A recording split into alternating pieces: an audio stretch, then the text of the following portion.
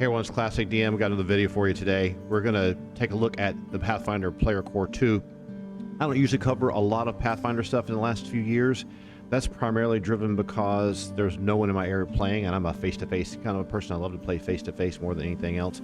But they just released Player Core 2, which kind of completes what you need to have to play Pathfinder. Now, they remastered the game. If you know about it, you watch this video, you probably know about the orc license and all that kind of stuff. That sounds great, right? For people who don't know, like some of my advanced D&D people or my classic traveler people that love the channel, the OGL was going to be revoked by Wizards of the Coast. So Paizo decided to create a brand new license called the Open RPG Creative License, which you can see down here, one of the bullet points on the Paizo page. Is extremely wide open license, like very wide open, like only proper nouns and names and some of the other details are protected under this license. You can just take the game and lift it completely and rewrite it and release it yourself. That's not the goal of the video. The goal of the video is actually to kind of show you what's inside the book so you can decide whether you want to get a copy or not. All right, so let's just go ahead and jump into that part here. Let's get this out of the way. And oh, well, where to get it? Obviously, I forgot to mention the print edition's expensive. It's like $60. It's out of stock on Amazon. My local game shop hasn't gotten a copy yet. Miniature Market, which I usually try to pick something up 4 or 5 times a year to support them, they ran out of stock. So it's very popular. A lot of people grabbing this book. You may have to wait in line. In the meantime, we're going to take a look at the PDF. The thing that Paizo does when it comes to PDFs, which is really, really good, is they're very affordable. A lot of people are like, wow, $4.99 for a PDF on Drive-Thru RPG. Well, that's indie content.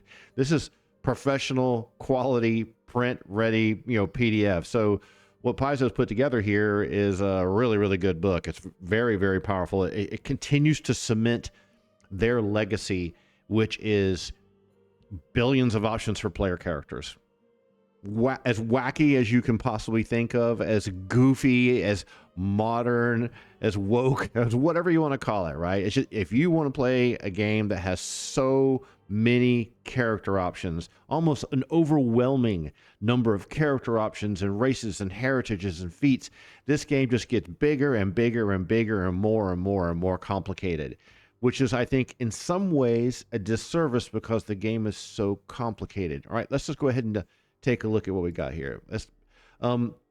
Before we go anywhere else, I always buy the PDF first. I always buy the PDF because I like having an electronic copy sometimes to search through stuff very quickly. Having a book in your hand is wonderful. I'm an old school guy. I love having the book. I have to buy the books. I try to support these guys by buying the books. Their books are expensive. They really, really are. But this one's really well done. Now, what is the deal with Player Core 2? For those of you who don't really know, the original game, when they remastered it, they released Player Core, which had like 8 classes in it. And then there's a lot of classes in the game. And Player Core 2 rounds things out with all the classic classes, like Alchemist, Barbarian, Champion, Investigator, Monk, Oracle, Sorcerer, Swashbuckler, right? And some of those classes were part what used to be called the Advanced Player Guide. So you'd have the player, the game core book that had all these classes, more classes than Player Core did. And then you would get Advanced Player Guide to get things like Swashbuckler, Investigator, and stuff like that. So now there's 2 books, and all the classes have been retooled, some of them more than other, mostly oriented around how the spellcasting system works. Now, I'm not going to walk you through the whole game system, but let me just highlight something here. You see this chapter 3 on the left-hand side called Archetypes? This is where Pathfinder goes apeshit crazy, right? This is where you're playing a barbarian and you're picking up Bastion as an archetype dedication, which basically opens up a door for you to have a number of interesting feats you don't normally have access to, but with the normal level of restrictions. For example, if you have, say you get a class feat, but it says it can't be higher than 4th level. When you get your dedication archetype, you're picking Bastion, you can't pick one that's level 5. It's that kind of a gritty detail. It's not the same as Advanced Dungeons & Dragons multi-classing for my AD&D guys. Playing a fighter, magic user, thief. I mean, that was actually a viable multi-class to play. The way Pathfinder does it is they give you access to thematic feat packages by saying that, okay, I'm playing a Tengu champion with a sorcerer multi-class. Now think about that for a minute, because the Tengu are like the crow people, like ripped off from World of Warcraft, which is probably ripped off from something else. Anyway, so let's just take a flip to the book, okay? I don't want to get too bogged down. I know I get going crazy here, but the number of archetypes is from page 175 to 222. Mauler, Medic, Wrestler, Viking, Vigilante. They've gone crazy with the archetypes this time. I think that's really important. So, Ancestries. if you're an old school conservative and you like your gritty Middle Ages, advanced Dungeons and Dragons, and you like Vikings and world history, all the Ancestries in Player Core 2 are whack-ass monsters. Let's just put it out there, right? You're going to play a cat or a hobgoblin or a colo, which is like a gnoll and a dog, or a kobold or a tengu, which is a crow, or a tripkey, which is a frog, or ratfolk. Starts to feel like EverQuest 2. And I don't like that personally, but some people love it. So that's cool, right? Yeah, I don't have to play those classes. I can play whatever. I play human. I always play human, everything I play. I never play an elf, or I might play a dwarf sometimes, but I don't usually play any wacky demi-human races, as we all talked about in the world of Greyhawk. But that's the strength of this game's franchise. Young people love to be different. Young players want to do something crazy like a ratfolk barbarian, right? There's no real restrictions in Pathfinder about which ancestry, which is really race, that you want to play. So in Player Core 2, they've really blown out the door with more monster-centric oriented ancestries, which is like where you come from, your race, you'll get some feats associated with it, etc. And sometimes you can have a game where the party of players, like there's nothing recognizable about any of them, right? They look like something from the Star Wars Cantina in Mos Eisley, the spaceport. And I think that's in some ways interesting, because Pathfinder really embraces this, right? They really, really go all out with that. But there's no conservative alternative for the people that want the more historical twist stuff, unless you play my game. Anyway, so let's go through really quick and flip to the book and let you see what the book looks like on the inside. So they just basically go through the new ancestries. So you can have, pages for the catfolk, talks about what they do, what their themes are, their heritages. Every one of these ancestries has a heritage. Like if you're playing catfolk, you're going to play a clawed catfolk, or a hunting catfolk, or a jungle catfolk, or a liminal catfolk, whatever that is, 9 lives catfolk, sharp-eared catfolk, and winter catfolk. So these things are all to stimulate your imagination. Like, oh, okay, I want to play a ranger that's a real outdoorsman, and but I want to play a cat, like a winter catfolk. So I could see how someone could get into that, but you're really way off in La La Land when it comes to making a character. You're playing monsters. You're playing a world full of talking Star Wars characters, but let's not make fun of it anymore. I know I'm being mean, but that's okay. But if the flexibilities are there, so the catfolk, of course, when you have the new ancestry, you also get all these feats, right? And then you go the hobgoblin, then you get the feats, then you get the colo, which is like a gnoll dog, and then you get the feats. And they just do this the same form every time. Kobold, and then you get the feats, and then etc. Lizard folk, then you get the feats. Rat folk, then you get the feats. Tengu, then you get the feats. But the good thing is it's pretty compressed. You're seeing this like 4 pages. You want to play Tengu? Everything you need to know about Tengu is on 4 pages. You say, I really can't wait to one day use Magpie, Snatch, or Squawk. You read through the feats, you imagine what it's going to be like to play that heritage. Why would you mix that type of, heritage with a certain type of class, like a champion? So that's where it gets really interesting. The trip key, then the feats. Right. So then we get to what's called versatile heritages. This is where they add these really kind of strange blends of heritage that are very mixtures between other types of backgrounds, ancestries, what we're going to call it. So they introduce like a lineage, Dhampir, dragon blood. This Dhampir is basically a vampire. I mean, for what reason they can't say that. Dragon blood, this is 4th edition D&D, the Dragonborn. They carried it over into 5th edition. I've never been a big fan of the Dragonborn thing, but this is someone that's mixed heritage of dragons. Then you go on to Duskwalker, which is a really interesting idea. Then you have this other common backgrounds they've introduced. So they add some rare backgrounds. Remember in Pathfinder, you have this ABC, ancestry, background, and class. And the background gives you like, an ability or a reaction or a feat, and it kind of captures the theme of your character. If you ever watch people like play Pathfinder or D&D live and streaming, everyone's very into the theatrics and the voice acting ever since that Matt Mercer crap happened in 2014. But because of that, giving someone a list of crazy neato options to mix and match like playing cards on the table is where the background system works really, really well.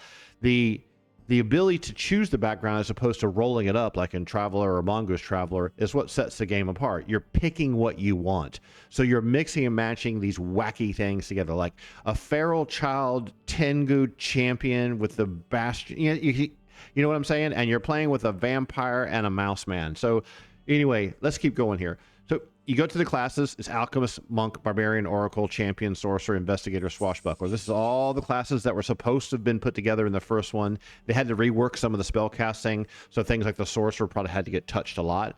I am not a gritty, nuts and bolts, every feat memorized Pathfinder player because I don't get a chance to play anymore. But I used to. Back when we lived in San Antonio, we played a lot, but we don't get a chance to play anymore over here in Florida. But they have all the classes breakdown just like before. So this is nothing really different. Things are not changed that much. Remember, the main reason for the OGL was to restate and reword and rephrase things that might be infringing upon Wizards of the Coast licenses. So you have the Alchemist, everything you know, but need to know about the Alchemist. And we're just going to flip these really quickly. Then you have the Barbarian. It's the same art you've seen millions of times for like the last 20 years. Then you have the Champion. All these pictures are reuses. The abilities aren't really all that different. There may be one or two abilities in here that are very different, but I don't know enough details about the game and don't get to play it enough to be able to tell you that. But this is to give you a sense of what's inside the book, right? Then you have the Investigator, which is used to be from the Advanced Class Guide. Then you have the Monk. There's the same old classic photo from forever. The Oracle, which is the one that used to always been associated with the Tengu. This is one thing they do with Pathfinder for you AD&D Traveler players, is they have signature artwork by Wayne Reynolds that represents each class, and they have a name. So each one of the characters has, like there's always one girl that's the cleric. There's always one guy playing the fighter. There's always one character. So you associate the classes with this signature character look, right? Doesn't mean you have to play that, but when they market the stuff, they always use those type of ideas. Then we get into the Sorcerer, which had to have a lot of work done to it because they had to change all the spell casting systems. The one thing they do in Pathfinder, which I don't really like, but I understand why they do it, is they take big buckets of spells and put them in 4 different compartments, and then they mix and match who has access to these various compartments. And then they add specialty spells in certain situations for each of the classes that aren't in anyone's tables. And then there's feats, and some of those are basically like spells as well. And then there's class feats, and then there's heritage.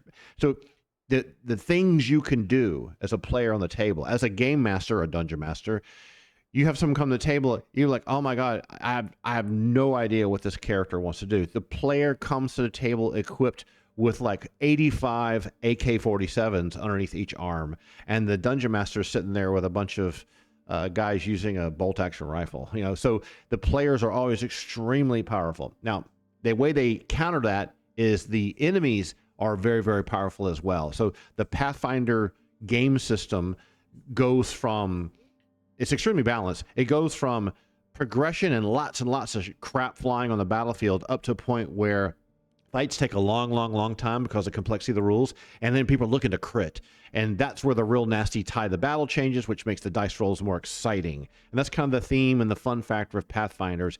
Everyone's creating all these crazy options for all these characters, but it's balanced versus the enemies, as long as the game master doesn't throw something too hard in there. And the excitement is when you crit. So it's not this like, oh, I rolled a natural 20. It's there's things about the way you play that's very different. So then you have the Swashbuckler, which is a really cool class, actually. Then they have a little section on familiars, just two pages on that. And then they go into the archetypes.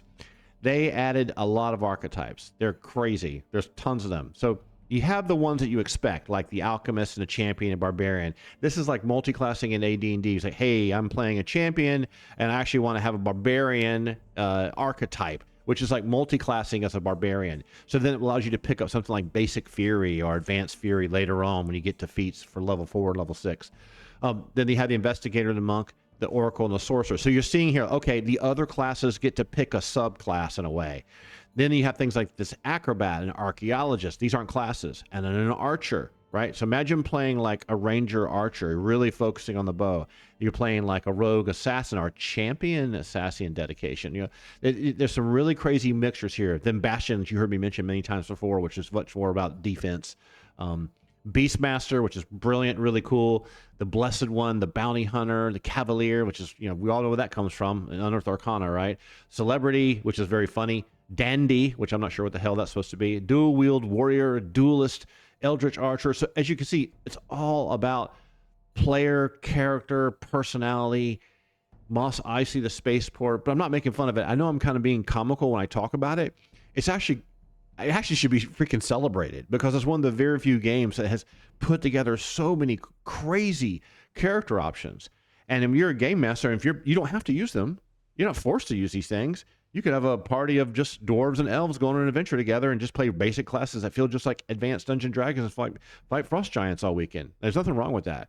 So linguist, martial, mauler, martial artless, pirate, medic, poisoner, ritualist, scroll trickster, scout, scrounger, sentinel, talisman, dabbler, snare crafter, vigilante. Oh my gosh, that's ridiculous. Viking, weapon improviser. That sounds great for bar fights. And a wrestler. Where's the mixed martial artist? Anyway, so these are the strengths of the game. And this book is really, really, really thick with that kind of content. So if you're looking for something that really wants to blow open the table for your players, if you're a player, you need to get this book. You definitely need to get it. Of course, then there's all the feats all put together in one resource location, and then all the spells, because the spells in here are above and beyond what was in the first book. So this isn't like the same spells restated. These are new ones, okay? So there's all kinds of lists of them. There's a breakdown here. You can see where the divine, the arcane, the occult, the primal spares. There are 4 buckets, as you heard me mention, or categories or bins or classes for the type of spells they have. Then they have all the spells, all the descriptions. Yes, you got to have all that. We're going to skip past all this. We'll wrap this up soon. Then we have ritual spells, something unique to the game. They don't really have any other kind of game. And then they have a bunch of treasure, which is always kind of weird. You always kind of felt like the treasure should be in the Dungeon Master's Guide, but there's a lot of crafting and stuff in Pathfinder, and sometimes players want to have these items. They have the core basic weapons as well. So then they have all the armor and arms and magic weapons and things about alchemy. And then you have all this like magic stuff, loot, magic. It just goes and goes and goes. And then you get a treasure table, which really should be in a Game Master's Guide. And then you have the glossary. So in summary, if you're into Pathfinder, you already know about the book. You don't need me to flip through it and tell you about it. You probably already got your copy. But for people who don't play Pathfinder and people who are thinking about playing Pathfinder, you need 4 books. Well, you really need 2, right? If you're just going to play the game, you really just need 2, which is the Player Core 1 and Player Core 2. So that's about $100, $40 in PDF. And that's it. If you get those 2 books, you've got one of the biggest role-playing games ever created in the hugest universe, way bigger than Greyhawk and Forgotten Realms or any of the other crap that's out there, right? It's really, really impressive, but it's also very vibrantly wild when it comes to what to expect in terms of lore, characters, races, and heritages. So this has been a really cool release. I'm really glad and happy for Paizo. They finally got Player Core 2 done. It's in the books. So, wow. What next? Are they going to do Monster Core 2, Monster Core 3? Because remember, I did a video about the bestiary and compared the two and how Monster Core didn't really have, anything that different. It just cherry picked from a few of the other bestiaries. So they print books. This is what they do for a living. They're doing a great job. A lot of people worked on this book. It's a fantastic value. It's probably one of the best values you'll ever see in the game industry for sure. So I'm super proud of it. It's really cool. It's great to have a copy of it. For me as a game designer, I like to sit down and read through the whole thing and see if I can learn anything new, or is there any imaginative ideas that I never thought of that can amplify even my own D&D game or my Traveler game, and because I don't get a chance to play Pathfinder anymore. But it's a great game, fantastic book, wonderful release. Go get yourself a copy. Support your local game store first and foremost, even though you got to pay more money for it. And we'll talk to you again super soon. Take care now, fellas.